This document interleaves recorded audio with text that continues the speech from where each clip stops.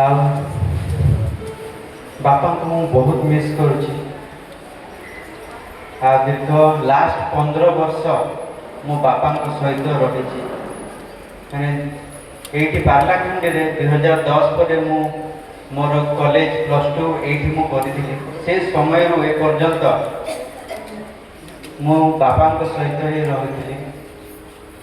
ତାଙ୍କ ସହିତ ପ୍ରତ୍ୟେକ ଜାଗା ମୁଁ ଅନେକ ଜାଗା ମୁଁ ଯାଇଛି। ତାଙ୍କୁ ନିଆଁ ଅଣା ମାନେ ତାଙ୍କ ଡ୍ରାଇଭର ହିସାବରେ ମୁଁ ଯୋଉଠି ବି ତାଙ୍କେ ବାହାରକୁ ଯିବେ ହଷ୍ଟେଲରୁ ବାହାରକୁ ଯୁଆଡ଼େ ବି ଯିବେ ମୁଁ ହିଁ ତାଙ୍କୁ ଡ୍ରାଇଭର ହିସାବରେ ମୁଁ ତାଙ୍କୁ ନେଇକି ଯାଉଛି। ବଜାରକୁ ନେଉଥିଲି, ତାଙ୍କୁ ମିନିଷ୍ଟ୍ରିକୁ ତାଙ୍କେ ଏଇଠିକୁ ଯିବାକୁ ଗଲେ ମୁଁ ସେଇଠି ବି ନେଉଥିଲି। ତାଙ୍କ ସହିତ ମୁଁ ଲାଷ୍ଟ 15 ବର୍ଷ ରହିଛି। ଆଉ ତାଙ୍କ ସହିତ ଅନେକ କାର୍ଯ୍ୟ ମୁଁ ଦେଖିଅଛି। ବାପା ତ ସତରେ ମୁଁ ବହୁତ ମିସ୍ କରୁଛି। ତାଙ୍କ କମି ମୋ ଜୀବନରେ ମୁଁ ମେହସୁସ କରୁଛି। ପାରଲାଖେମୁଣ୍ଡି ବାପାଙ୍କ ବିନା ବହୁତ କମି ମୁଁ ମିସ୍ କରେ। ଆଉ ଯେତେବେଳେ ବାପା ମେଡିକାଲରେ ଥିଲେ ଏ ଲାଷ୍ଟ 3-4 ୱିକ୍ ବାପା ହସ୍ପିଟାଲରେ ଥିଲେ।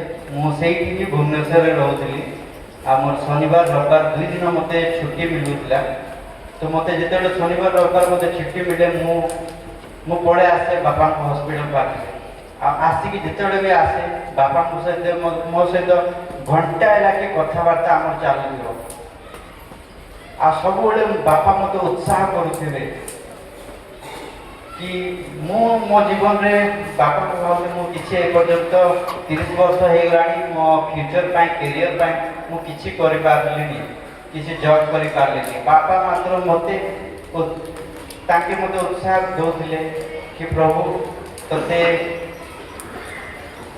ଅନେକ କାର୍ଯ୍ୟ କରିବା ପାଇଁ ବାଛିଛନ୍ତି। ଆଉ ତୁ ଏସବୁ ଚାକିରି ପାଇଁ ନିଜ ଜୀବନ ପାଇଁ ତୁ କେବେ ଟେନସନ୍ ହନି, ଅନେକ କାମ ଅଛି।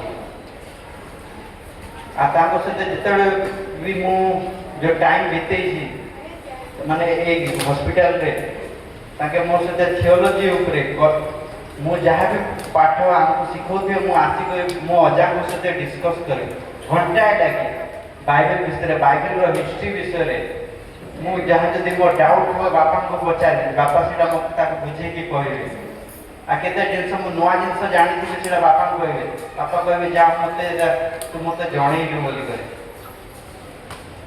ଆଉ ବାପା ମୋତେ କହିଥିଲେ କି ଆମର ଅନେକ କାମ ଅଛି।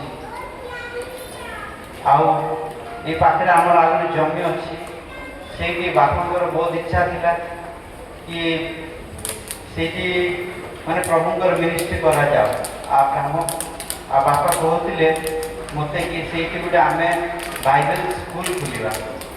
ଆଉ ତୁ ଏସବୁ ଯେଉଁ MD କରୁଛୁ ଏଇଟା ପ୍ରଭୁ ତୋତେ ସେଇଠିକୁ ନେଇଛନ୍ତି। ଆଉ ସେଇ ଶିକ୍ଷା କି ତୁ ଆସିକରି ଏଇଠି ଆମେ ଏ ବାଇବେଲ ସ୍କୁଲଟା ଆଗକୁ ବଢ଼େଇବା। ଏ କଥା ବାପା ମୋତେ କହୁଥିଲେ। ଆଉ ମାତ୍ର ଲାଷ୍ଟ କଥା ମାନେ ହସ୍ପିଟାଲର ଶେଷ ଥର ବୋଧେ ପରିବାର ମଧ୍ୟରେ ମୁଁ ହିଁ ତାଙ୍କ ସହିତ କଥାବାର୍ତ୍ତା ହେଇଛି। ଆଉ ବାପା ବି କହିଥିଲେ ମୁଁ କାଲି ଡିସଚାର୍ଜ ହେଇଯିବି, ଆଉ ତୋ ସହିତ ମୋ ସହିତ ବହୁତ କଥା ହେବାର ଅଛି। ଅନେକ କଥା ରହିଛି ତୋ ସହିତ ଆମେ ଆଲୋଚନା କରିବା ଆମ ମିନିଷ୍ଟ୍ରି ବିଷୟରେ, ବାଇବେଲ ସ୍କୁଲ ବିଷୟରେ। ମୁଁ ବିଶ୍ୱାସ କରିପାରୁନି। ମୁଁ ଭାବୁଛି ଆହୁରି ମାନେ ବାପାଙ୍କ ସହିତ ଆହୁରି ଟାଇମ୍ ମୋତେ ଦରକାର ଅଛି। ମୁଁ ତାହା ମେହସୁସ କରୁଛି। ମାତ୍ର ପ୍ରଭୁଙ୍କୁ ଧନ୍ୟବାଦ ଦେଉଛି ଯେ ମୋତେ ଏଇ ପରିବାରରେ ତାଙ୍କେ ରଖିଲେ। ଆଉ ମୁଁ ବହୁତ ନିଜକୁ ଗର୍ବ ଅନୁଭବ କରୁଛି ଯେ ମୁଁ ତାଙ୍କର ନାତି ବୋଲି କରି।